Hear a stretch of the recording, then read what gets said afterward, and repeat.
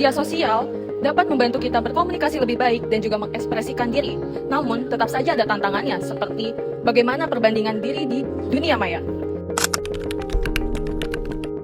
Sosial media itu tuh punya dua sisi ya. Sisi pertama ya tentu sisi positifnya, kita bisa belajar buat ekspresi diri kita secara bebas. Terus juga kita bisa networking, cari relasi, memperluas relasi. Terus juga kita bisa self branding lah di situ lah intinya. Cuma bila disalahgunakan atau gimana digunakan secara tidak semestinya, ya bisa memberi dampak negatif tentunya. Contohnya, bila kita nengoknya dari perspektif yang lain itu bisa memberikan kita perbandingan diri yang berlebihan. Terus itu ada dua sisi, bisa untuk mengekspresikan diri tapi bisa juga malah bikin insecure.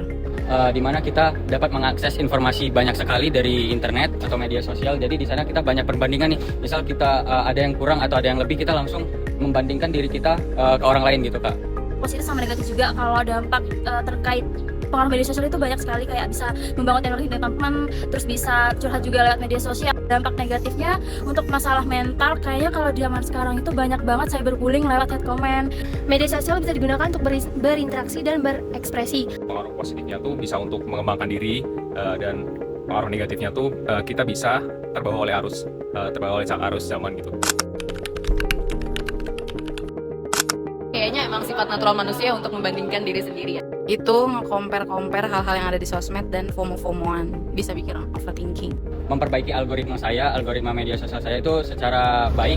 Banyak yang mental health-nya itu jadi kayak ngerasa down, sering stres juga, jadi burn out. Teman-teman itu melakukan deactive account, itu salah satunya di Instagram. Terlalu membandingkan diri dengan orang lain.